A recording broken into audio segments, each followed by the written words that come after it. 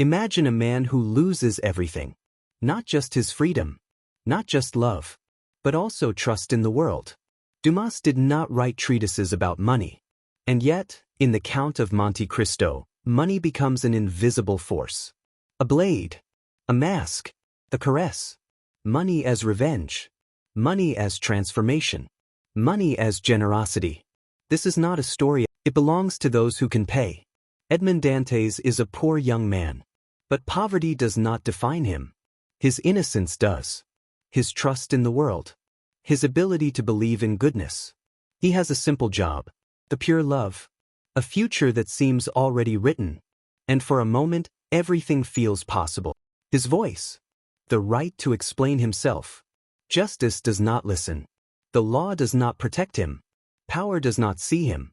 And so a good young man becomes a number, a cell, a silence. In the darkness of the Château d'If, Dantes understands a cruel truth. The world does not punish the guilty. It punishes the weak. And in that moment, the seed of transformation is born. Not revenge. Not yet. But the awareness that justice alone is not enough. To survive, he must become something else. He must be reborn. When a man loses everything, what remains is no longer what he was. What remains is what he can become. In the cell of the Château d'If, Edmond Dantes does not die. He empties himself he cannot afford. And then something invisible happens, something Dumas does not describe, but that you can feel between the lines. Edmond stops being Edmond. Prison does not only take his freedom, it takes his name, his story, his right to be who he was. And in that emptiness, another identity is born. Harder, sharper, more silent. The meeting with Abbé Faria is the spark. He is not just a teacher. He is an alchemist of the soul. He transforms anger into discipline, pain into knowledge, despair into strategy. Dantes learns that the mind can become a weapon. That patience is a form of power. That suffering, if it does not break you, sharpens you. And when he finally escapes, he is no longer a man seeking justice.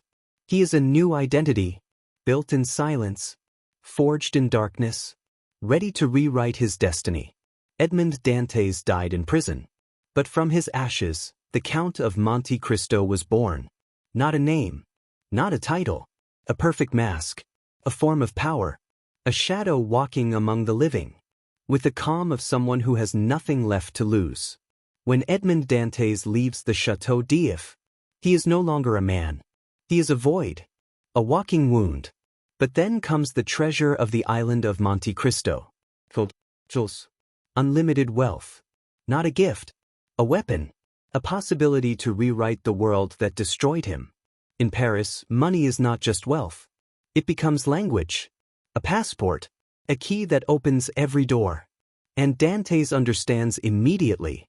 To strike his enemies, he must enter their world. He must speak their language. Here the banker friend enters the scene.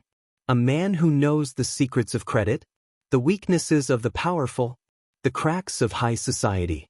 With him, Monte Cristo learns the cruelest truth. In Paris, power does not belong to those who are right. The city is a labyrinth of favors. Elegant corruption. Everything has a price.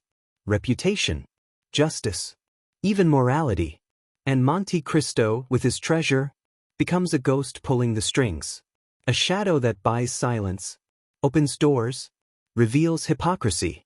Money does not change him. It reveals him. It allows him to become what pain has created, an invisible judge.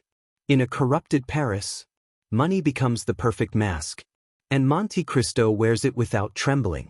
The treasure of the island of Monte Cristo is not just gold, and when he finally encounters love, not as passion, but as the possibility of peace, he understands that his story is no longer a tragedy.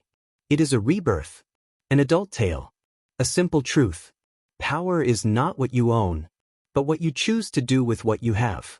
And so, after judging, after striking, after forgiving, Monte Cristo can finally leave, no longer as a ghost, but as a man who has found himself. At the end of this story, after revenge, after transformation, After generosity, one simple and immense question remains. What is money really? Dumas never defines it. He does not explain it. He does not judge it. He lets it act. Like a neutral force. Like a wind that takes the shape of the ground it crosses. And then it becomes clear. Money does not change people. It reveals them. If consciousness is wounded, money becomes revenge. If consciousness is lost, money becomes a mask. If consciousness has evolved, money becomes a gift. It becomes care. It becomes possibility.